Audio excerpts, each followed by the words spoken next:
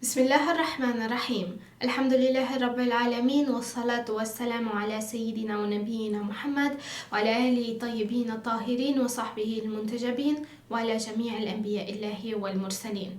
Me emrin e Allahut të gjithëmëshirshmit më shpëlotit. Falënderimet më të sinqerta janë vetëm për Allahun e madhëruar. Paqja dhe mëshira e Allahut qofshin mbi profetin Muhammad, mbi familjen e tij të pastër, mbi shokët e tij të zgjedhur dhe mbi të gjithë të dërguarit dhe profetët e Allahut xheleshanhu. Të nderuar dëgjues dhe shikues, ju përshëndes me përshëndetjen e bukur islame.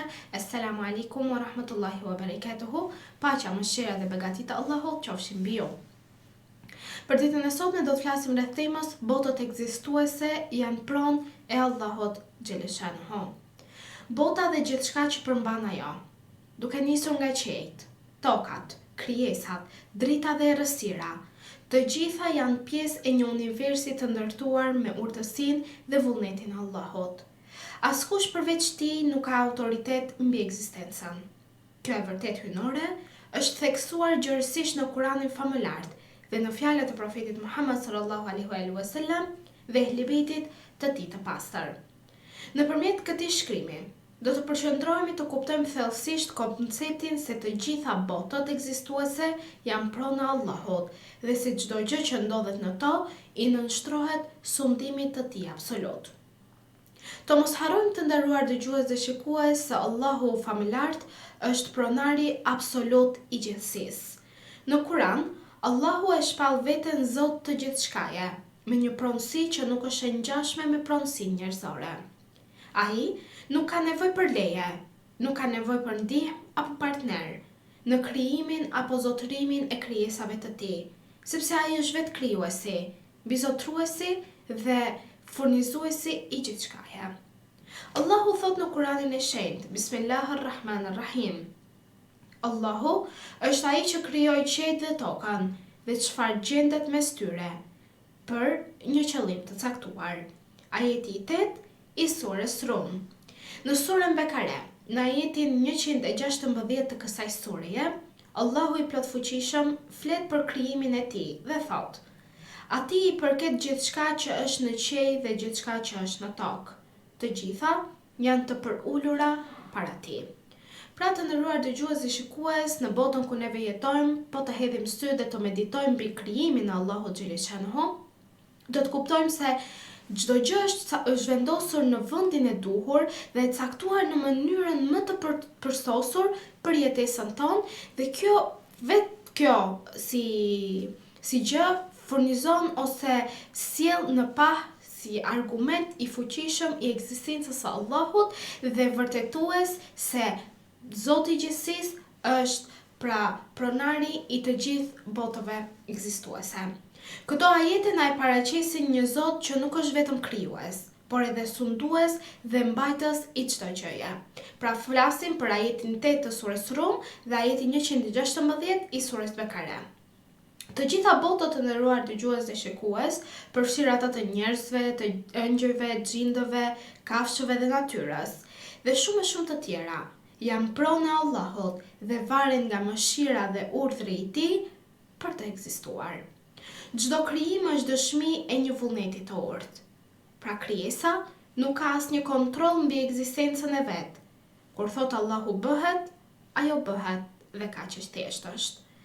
Allahu i xheleshanhu thot në Kuranin e shenjtë, Bismillahirrahmanirrahim, Atij i përket mbretëria e qiejve dhe tokës. Ai jep jetë dhe vdes dhe ai është i plotfuqishëm mbi çdo gjë. Ajeti i 2 i surës Hadid. Ky ajet tregon se jeta dhe vdekja janë në dorën e Allahut. Pra, nuk ka përsëri pronësi të vërtet veçse nga ana e Zotit të gjithësisë. Ai që jep jetë dhe e merr atë, padyshim është i vetmi që ka autoritet absolut mbi çdo gjë.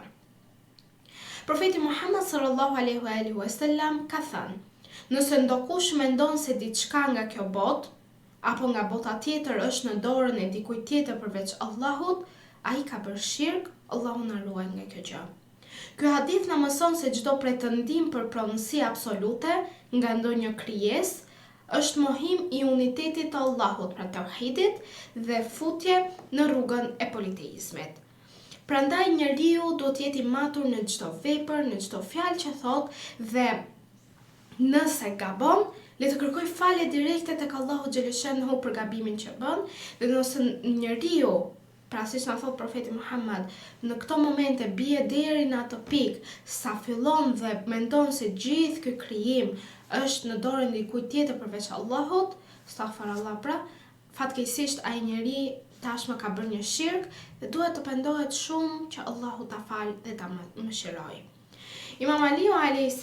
ka thënë, ai që e kupton se çfarë ka në dorë është vetëm amanet nga ana Allahu xhaleshanhu, do të jetë falendërues dhe i drejtë në përdorimin e saj. Pra nëse njeriu ja din vlerën asaj që Allahu i ka dhënë. Për shembull, nëse njeriu ja din vlerën shëndetit të tij, me padyshim që ai do të jetë falendërues ndaj Allahut që Zot shqyr dhe sot më ngrite me një shëndet të plot, dhe do të jetë i drejt në se çfarë do të ha, se si do e ushqej veten, si do të kujdeset për veten, që ky shëndet të jetë i plot deri në vitet e ardhshme. Pra, edhe vetë trupi jonë është amanet nga ana Allahut xhaleshanhu, prandaj çdo gjë që ekziston në këtë botë është amanet, dhe sidomos kur Allahu na jep një risk, ai është amanet për ne, dhe ne duhet të jemi falendërues dhe të mos shpërdorojmë në atë risk, por ta përdorim me drejtësi dhe në mënyrën më precize. Imami na mëson këtu në këtë hadith se pasuria, pushteti dhe gjithçka tjetër që zotërojmë në duke nuk është në realitet e jona. Ato janë amanet nga Allahu, të cilat do të na kërkohen në ditën e gjykimit. Kur Kurani flet për Rabbul Alamin, pra Zoti i botëve, ai na fton të mendojmë për shumëfishin e krijimeve. Na lër të kuptojmë botën e njerëzit, botën e ëngjëjve, botën e gjindëve, botën e të padukshmes dhe të dukshmes. Dhe të gjitha këto janë të mbuluara me mëshirën, urtësinë dhe sundimin e Allahut xhaleshanhu. Imam Sadiq a.s. ka thënë, Allahu ka krijuar mira botë që ti nuk i sheh. Krijesat e tij janë më të shumta se sa yjet në qiell, dhe ai është Zoti i të gjithëve. Këto fjalë të imamit na tregojnë se ekzistojnë botë që ne nuk i perceptojmë. Por, të gjitha këto i përkasin Allahut Zotit një dhe të vetëm, sepse ai është sunduesi i tyre, siç është dhe sunduesi i jetëve tona. Kur njeriu e kupton me bindje se gjithçka i përket Allahut, ai përjeton disa çaste në jetën e tij.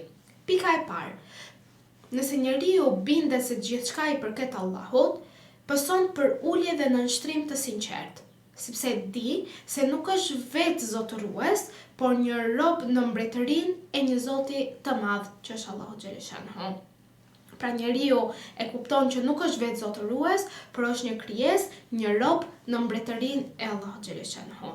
Pika e dytë, njeriu shkëputet nga lakmia, sepse gjithçka që njeriu pretendon se ai ka, në fakt nuk është pronë e përhershme, por diçka kalimtare. Çfarë pëson njeriu në momentin që bindet se gjithçka i përket Allahut? Fillon të ketë mëshirë ndaj të tjerëve, sepse në ato momente e kupton se të gjitha janë krijesa të krijuara nga Zoti. Të gjithë jemi të njëjtë dhe të gjithë jemi pronë e Zotit të gjithësisë.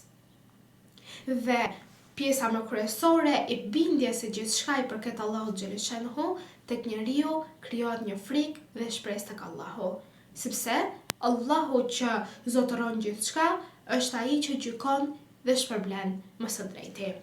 Imam Zainul Abidin a.s. në dua el makarim el akhlaq lutet dhe thot, o Zot, më jep ndihmë që të mos e përdor asnjë dhunti që më ke dhënë në rrugë që nuk të kënaq ty.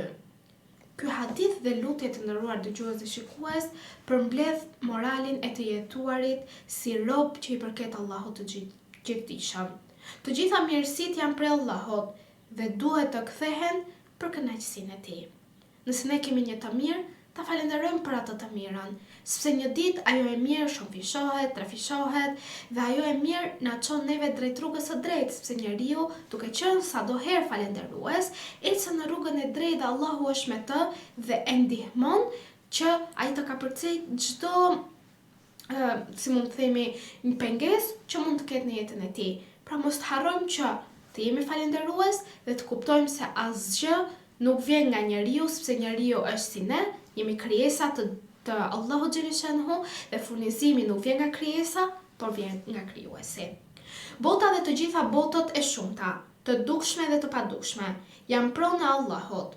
Kurani, Shepam, fjalët e profetit dhe mësimet e ehlibetit, të mos i harrojmë kurrë, sepse ato na mësojnë se nuk kemi asgjë reale në zotërimin tonë. Prandaj, kjo botë është vetëm një vend për amanet dhe për sprova, dhe jo pronë për të krenuar. Të kuptuarit e kësaj të vërtete është çelësi për të jetuar një jetë të përullur, të drejtë dhe të ndershme, në harmoni me vullnetin e krijuesit të gjithësisë. Të nderuar dëgjues dhe shikues, ju përshëndes me përshëndetjen e bukur islame. Assalamu alaikum wa rahmatullahi wa barakatuhu. Paqja, mëshira dhe beqatia e Allahut qofshin mbi ju.